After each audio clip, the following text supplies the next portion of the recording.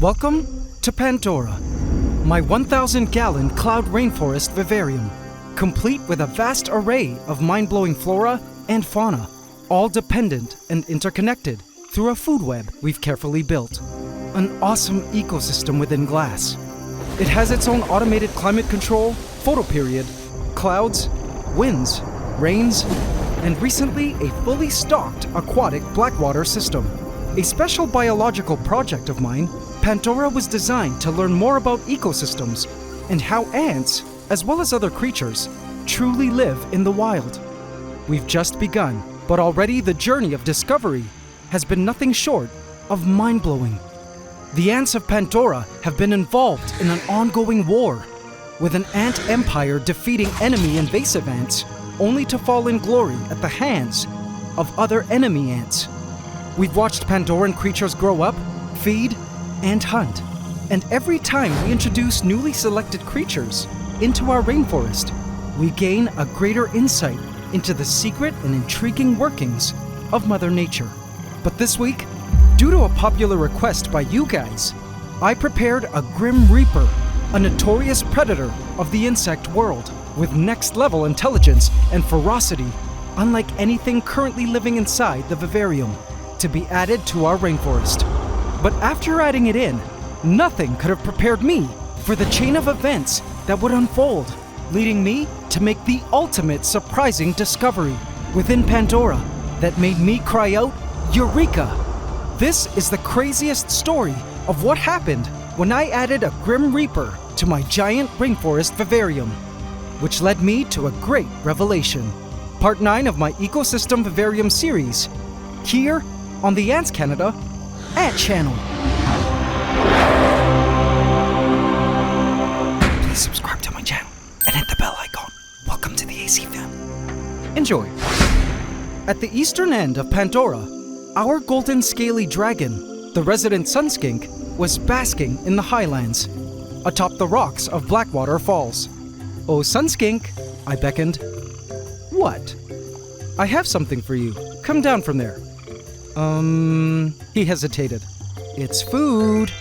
Okay. The sunskink made his way down the rock cliff as I dumped the new colony of crickets onto Pandoran soils. The crickets instantly began to disperse and wander in all directions to explore the rainforest. The lizard flicked its tongue to smell the new food that had been added to the lands. The perfect-sized cricket approached, and the sunskink leaped down, took a quick look, then bam! Caught it. It slipped out of his grip, but he caught it and dragged it into the shadows of the driftwood to eat in private. These crickets were actually part of a second round of herbivores for an integration program aimed at getting an effective breeding population of crickets within Pantdora, seeing as they do such a great job at keeping plants trimmed and providing food for the predators. And speaking of predators, another animal was waiting in the sidelines to be introduced to Pantdora. A predator notorious for being an extremely skilled hunter with a voracious appetite. A praying mantis began to clean its antennae in preparation to fulfill its purpose within our rainforest as a top hunter. And I was certain watching it hunt and feed within our rainforest would be a sight to behold. But looking back, I had no idea at the time what craziness was about to come once this Grim Reaper would be added to our rainforest. But meanwhile, the crickets were just getting settled into their new haven. Going from egg carton to this was a total dream come true. But the ones on the greatest mission right now were the males, and you're about to see why. I spotted this male climbing the vines as he searched fervently for his special place. For what, you ask? Well, his stage, of course. There's a reason why a group of crickets is called an orchestra, and one of the most well-known aspects of cricket society was their passion for musical performance. Each of the males immediately sought out a spot in the rainforest to become their stage, and once they did find their personal spot, the real show would begin. By rubbing their front wings together, male crickets are able to create their signature chirp noises by way of file-like serrations on the wings' edges, which rub against the sharp edge of the wings, called a scraper. Once rubbed rapidly, it creates a chirp, which in crickets aims at attracting the females. You see, to win a female's heart, a male cricket needs to woo her by singing the right song into the female's ears, known as tympana, which are positioned above the knees of the front legs, as you can see here. Now to us humans, we hear this. But to the crickets, they hear something completely different. An orchestra of crickets gather to listen to this male, vying for the love of this female. "Your body is fat, your legs are fat," he sang loudly with the bravado of an idle contestant. But the reception from his Krala Abdul was lukewarm. In fact, none of the females seemed at all impressed. "Buzz off! This is my stage," the male threatened, defending his stage from other males who could threaten his chances of successfully breeding. "You two, out!" Okay, where were we? Oh yes, your body is round, your legs are thanks, round, but your no antennae thanks. are ugly I and appreciate brown. that, but please get away. The male continued to chase off any other males stepping on his stage. But the reality was, no matter how many times he tried, the female would not be wooed. He was a bad singer, and the female was unimpressed by his rather brash compositions. But though this male had failed, another male, who heard everything nearby, felt he could do a better job, and he flared his wings in preparation for his performance. "All right, my lady, sorry you need to listen to this terrible noise. Cover your ears. Don't listen to him." This was his time to shine. When the male was ready, he positioned himself in front of the female and began his song. "We gon' eat grass together." Oh, She was receptive. She liked his song very much. 10,000 times. No matter what the weather, oh, I rather like that. I'll always be with you and help you through. Please have my babies too. And that was it. In the world of crickets, it's not who sings the loudest, but who sings the best song. And the final note sealed the deal for her as she tippy-toed to allow the male to slip under her. With his pair of Searchy, he felt around for the correct docking port to deliver his packet of little soldiers, called a spermatophore. And after a minute, the packet was deposited successfully. This plug would continue to deposit sperm, as well as keep other males from mating with her. A new adult male, having just emerged from a shed, was still white and hardening, and he too would soon fulfill his destiny to begin singing to win the heart of a lucky female somewhere. Nearby, another male was serenading a potential female. She was responsive, but he was not secure in his singing, rubbing his wings very unsurely and rather quietly. He was nervous and was letting the butterflies get to him. He continued to sing as she stepped further out of her burrow to listen to him, which only made him more nervous, and his voice cracked. Oh, what a turnoff. The female made a U-turn and headed back into the burrow. Not impressed. Poor male. But he wasn't about to give up just yet. He came back to face the female and began to sing to her, looking straight into her eyes and flirting with his antennae. He moved closer, and soon she was entranced by his performance. Then the next step. He turned around to sing away from her, which actually made the song louder to the female, as the shape of his wings acted like a megaphone, projecting his song right into her ears. The song once again beckoned her from her burrow. He wasn't going to mess up this time. The newly shed male came along to eavesdrop on the scene. At the climax of his ballad, he slowly moved in, and she allowed, ultimately sealing the deal to their union. The spermatophore was ejected, then he attached it to the female, and the deed was done. She instantly turned and ran to her burrow. I wondered if the male would simply run away now that he'd successfully passed on his genes. But no, he returned to the female and remained there by her side as they both rested, for she had his heart now and his spermatophore. But as for the newly shed male, okay, innocence gone, but I think I can manage to do this. Cricket mating was happening all over Pantdora, but as sweet as all of this cricket reproduction was, it was now time to add in their limiter. to do its work at controlling populations of prey creatures like the crickets, I grabbed the mantis and proceeded to place it into Pantdora.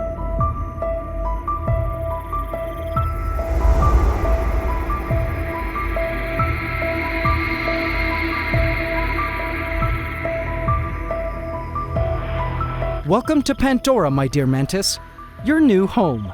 The mantis instantly locked eyes on the crickets. Well, what have we here? A black crazy ant began to attack the mantis's foot, but the mantis casually chewed it off. Begone, rat. The mantis could not believe the abundance of food all around. What an amazing place this was, that food should be freely frolicking all about. Instead of lunging right away, the highly intelligent mantis decided to stay put and observe. Suddenly, a young cricket began to get close, and the mantis instantly began to sway like a leaf blowing in the wind to disguise itself. But another cricket came by and caused it to turn around and run away, unknowing that it had just saved its life. The mantis watched the scene as the crickets made their way off, not knowing that they both had just had a close brush with death. All the creatures were intellectually inferior to this mantis, and the mantis knew it. An acrobat ant went unnoticed as it threatened the mantis from below its heels. A male cricket got striking distance close to the mantis, but instead of striking at it, the mantis decided to move. It had something else in mind. It wanted to check out. I watched in wonder as it swayed like a leaf blowing in the wind up the stump. And when it got higher up, yup, just as it expected, it had smelled that an entire herd of crickets were up here. And this was where the mantis decided it was going to have its dinner. A couple of crickets were in the middle of a courtship ritual, right amidst a bustling trail of black crazy ants. The female stepped over the trail and waited to see if the male would also cross over the black crazy ant trail to pursue her. The male continued to sing to her from the other side of the black crazy ant trail. Are you going to prove your love to me and step through? He stopped to think for a moment. Step over that line. Now. No. The male turned around to look for another female to sing to. The black crazy ants were busy moving their brood from the top of the stump all the way down to another location in the stump. As we've been seeing in the past few weeks, these invasive black crazy ants, which started off as a small colony, camped out in a corner of the vivarium, soon grew to a massive super colony with hundreds of queens, and were now filling every possible available crevice within the stump with their babies. And now they were moving some of the brood to satellite nests at other places around the rainforest. Excuse me, Sahara. You're in my shot. Thank you. Anyway, this stump used to be home to our native marauder ants, who prior to these black crazy ants moving in, were always seen trailing from the stump in the most impressive of numbers. I missed seeing the marauders dragging food into their nest, cooperatively lifting truly incredible weights. Now, I seldom see marauders here at the stump, which seems to be currently dominated by the black crazy ants. I was heartbroken to know that our marauder ants were likely being wiped out by the black crazy ants, away from our view within the stump. But guys, little did I know, there was more to this story in the Great Ant War of Pantdora, and I was going to find out about it all very soon.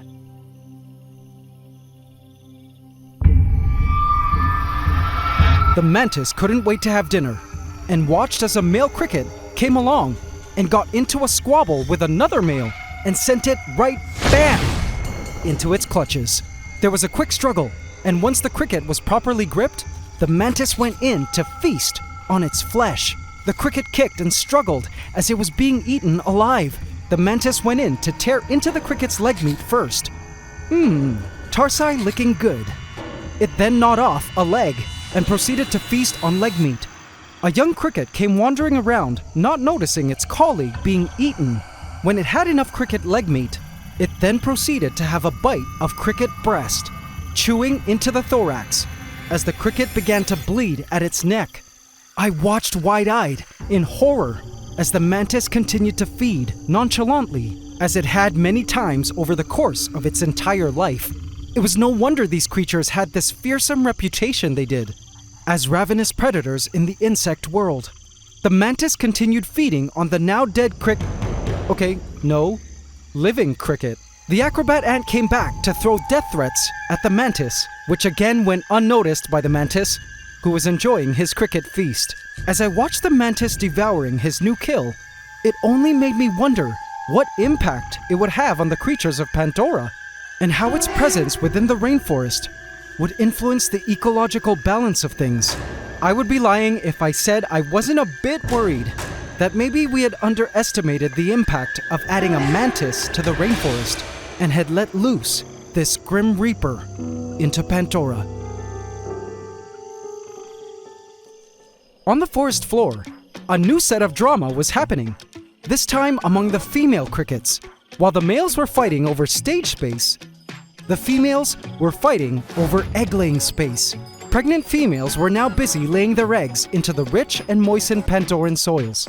The females use their long ovipositor, an appendage that acts as a hypodermic needle, to pierce the ground in order to deposit the eggs at just the right depth for development. But not all soils were of the ideal softness, and so females with the best soils defended their space wholeheartedly. And this was where the real catfights began. Welcome to the Female Cricket Royal Rumble.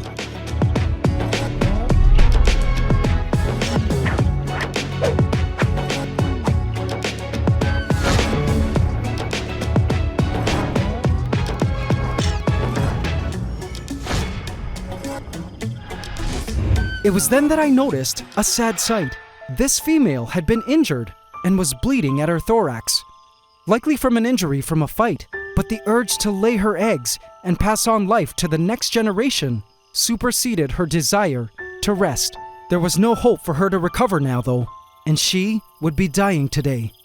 But at least she would have given all her young the chance to life once their eggs were laid beneath the soils. In fact, all the females would be dying shortly after laying their eggs, as they would have fulfilled their life's purpose. It was harsh, but this was simply the reality of cricket life. And plus, there were other more painful ways to die as a cricket.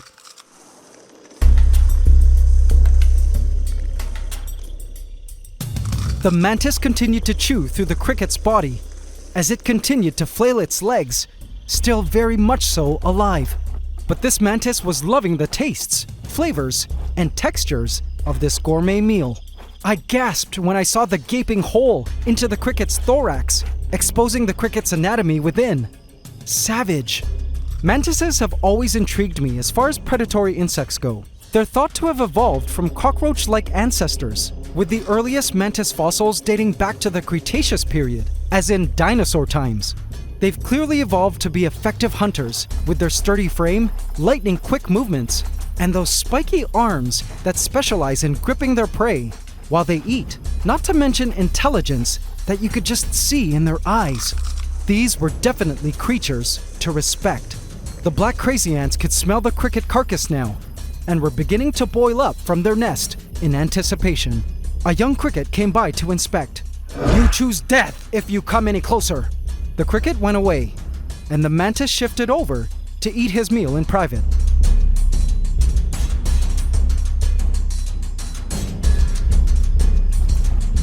It was then that I noticed the mantis breathing. Looking at both the cricket and the mantis, I could see that breathing mechanics were the same in these insects.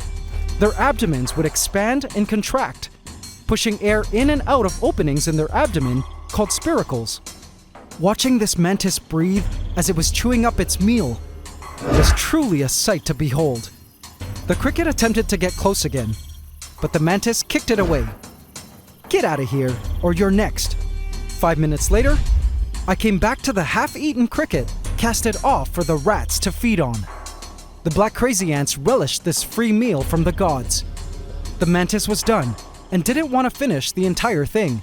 Guess it was full, and it began to sway its way up towards the canopy. So interesting to see it travel this way. Even though there really wasn't anything in Pantdora currently that would prey on it, mantises really count on this swaying movement to mimic a leaf blowing in the wind, to blend in with their surroundings and avoid predation.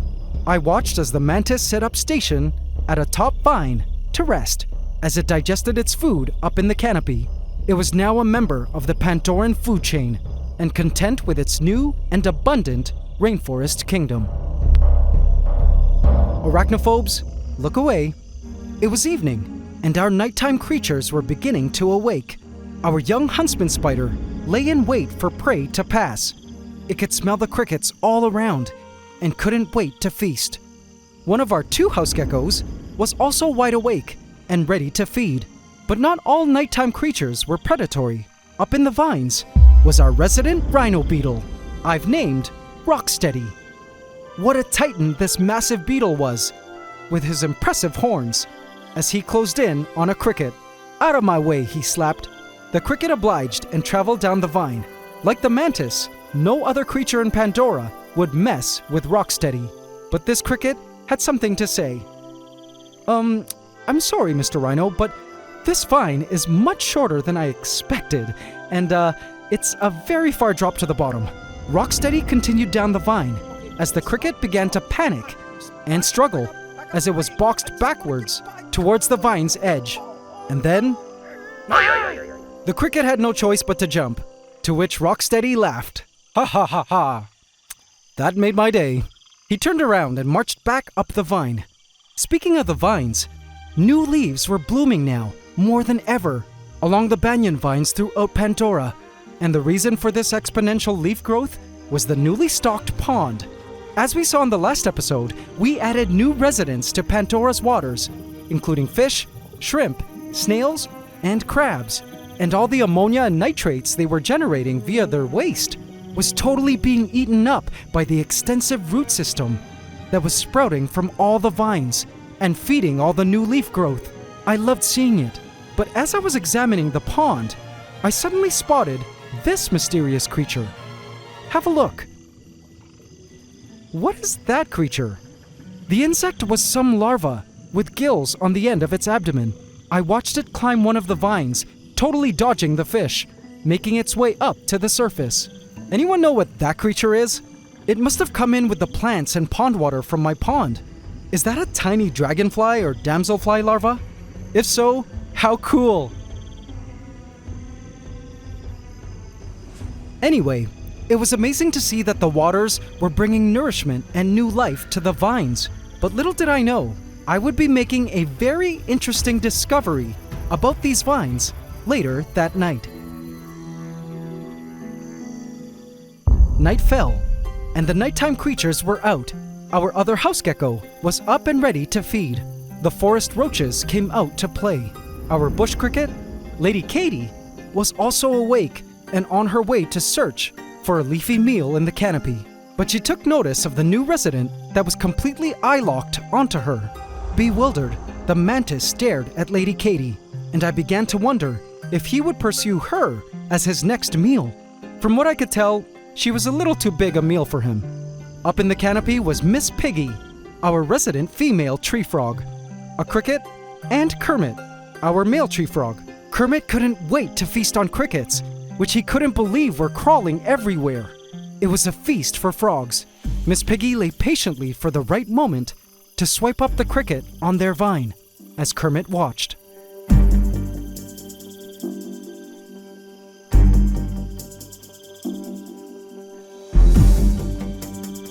She sat still as air, waiting for just the right moment to pounce on it. The moment was near now. Almost time. About to pounce in 3, 2, 1. Oh dear. No! Kermit had ruined it all. "You couldn't help yourself, could you?" Miss Piggy exclaimed. "I'm sorry, honey," said Kermit. "I'll try better next time." It was all good though, because they knew there were a ton of crickets tonight to feast on, and it would be a total buffet. I was suddenly distracted by the abrupt sounds of crunching, and to my surprise, it was Lady Katie, totally munching on a vine. What? So she was the culprit to all the vines strangely breaking apart. Over the past several weeks, I initially thought it was the vines themselves detaching at various random places around Pantdora, but seeing this, I discovered that all along, it was Lady Katie. Aha! I thought she only ate leaves. Guess not. Oh, Lady Katie. But believe it or not, Aside from this dietary reveal, Lady Katie's biggest secret of all was soon to be revealed. A secret I completely didn't expect. From a dark corner of my ant room, another pair of unique creatures were also feeding in the darkness of their lair, just outside Pantdora. Lurking in the shadows, these gargoyle-like creatures climbed the walls of their home in a flourish of claws and fur. My sugar gliders were busy with their nightly exploration for food, but the female, Honey, was done for the night. She went straight to bed. But Sugar, the male, whom she recently paired with, was busy consuming his superworms. Sugar gliders are marsupials native to Australia and parts of Indonesia, and they're extraordinary animals. Sugar's monkey-like hands held onto his superworm as he munched away. When he was finished, he began to look for more food. Sugar is a rescue I adopted from someone who couldn't keep him anymore. He had a nub for a foot, not sure what happened, from when he was young. Regardless, it didn't stop him from getting around. He made his way to his other bowl of chicken breast and fruits. Their diet is quite complex and hard to prepare in captivity, but worth watching him munch happily away, don't you think? It was then that his wife called him to bed. "Coming, honey." They were trying to have their very first set of twins.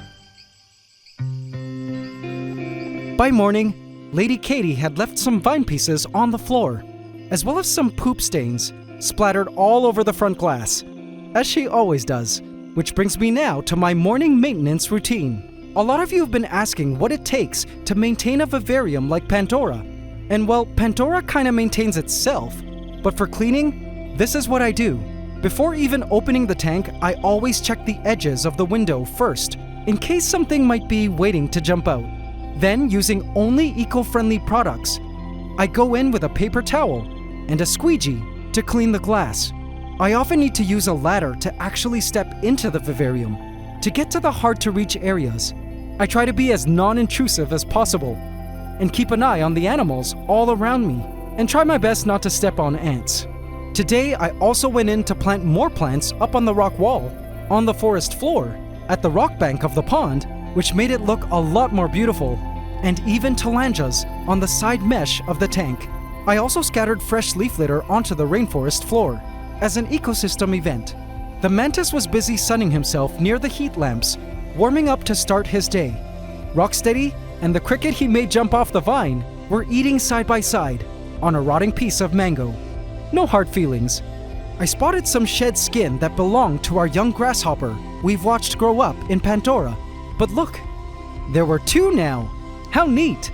And what else was cool was that I spotted mealybugs. See those fuzzy white critters on the asparagus fern?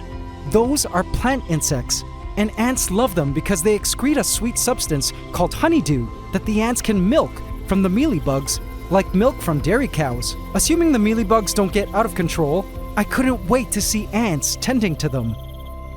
But the thought suddenly made me sad. The ants. Inside, I wish it would have been the marauder ants to tend to and milk these mealybugs, especially because they were located right at the foot of the Hallelujah tree stump, where the marauders were nested when they first moved into Pantdora. But I knew, if ever, it would be the black crazy ants to claim dominion over these mealybugs, sadly. That was until I made the most epic discovery later that night. The full moon's light bathed the misty floor with a glow. And when the mist cleared, I noticed a peculiar movement in the soil. What is that? Wait a sec. AC family, it was a trail. An active one. And to my utter delight, it was our marauder ants. And they were trailing in the greater numbers that I remember them trailing in from when we first got them. This was awesome. Turns out our marauders were not dwindling in numbers like I thought. They were still very alive. And look, I see them carrying seeds. There's a major, and I even spotted them carrying a super major somewhere. Funny, as usually it's the other way around. I was happy to see them trailing like this. I guess the marauders decided to start trailing at night only, which looking back, made total sense, because since adding the heat lamps for our sunskink to the tank, The Marauders probably thought it was the start of summer, during which Marauder ants switched their foraging expeditions from daytime to nighttime to escape the heat. Eureka! By early morning, I spotted where the Marauders were trailing from. They had established a few holes in the soils and had moved their nest from the tree stump to the soils. No wonder they weren't really seen trailing from the holes in the stump. This was amazing to see, as I was sure the Marauders would do well in soil, because black crazy ants were really flimsily built and sacrificed strength for speed, and therefore weren't good diggers, unlike the Marauders. Black crazy ants mainly nest in crevices. The Marauders would be safer underground than within the stump, so they must have decided to give up life in the stump for a safer life within the soils. A few Marauders were still entering the stump, which meant they still had some rooms within it, but the majority of the colony was now clearly in the soils. It was then that I also spotted something else amazing. See that golden creature? That is a golden species of silverfish that lives symbiotically with the ants. They eat up their poop and garbage, while the ants provide protection and a home for them. A friend to the ants. Another discovery. Ready for this? In the night, a loud chirping was coming from Pantdora that was totally different from anything I'd ever heard. And guess who it was? Turns out, Lady Katie was not a lady after all, but a manly Stanley. He's a boy, and he was singing to attract a female. Guess I confused a searchy for an ovipositor. Oops. Sorry, Stanley. I'll try to look for a female for you. Another surprising discovery was that our mantis, which I initially thought might be a voracious Grim Reaper / serial killer within our rainforest, was actually a modest and gentle creature, except when he was hungry. But I never did see him eat another insect, and guess he had his fill after that first cricket, but was just happy to be around now.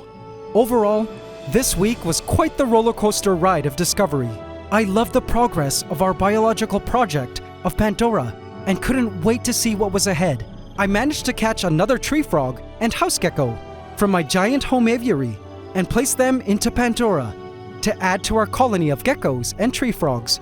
And as I caught sight of the new tree frog staring in wonder at the new paradise into which he now lived, I couldn't help but gaze in awe at the beauty of Pantdora and feel great pride in the work we've done.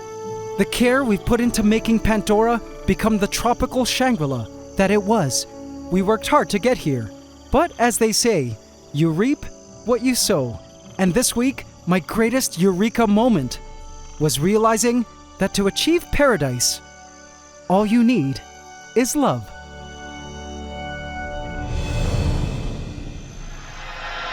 But going back to the black crazy ant horde for a sec, so many of you commented wishing you guys could somehow see what the inside of the stump was like. With the ants and other creatures always traveling in and out of various openings in the stump, we always suspected there was quite an extensive labyrinth within the stump, a constant topic of curiosity for us, piquing our imagination. Understanding what the inside of the stump looks like and where the two teams of ants within are actually living could help give us clues as to how we can better control the population of black crazy ants and possibly support our marauders. And so, AC family, I finally have a way to peek inside the stump, and it just arrived in the mail. Oh, endoscopic camera, time to have a peek inside the Hallelujah tree stump. Oh man! Vote in my community tab to affect this story. Hope you can subscribe to the channel as we upload every Saturday at 8 a.m. Eastern Standard Time. Please remember to like, comment, share, and subscribe if you enjoyed this video to help us keep making more. It's Ant Love forever.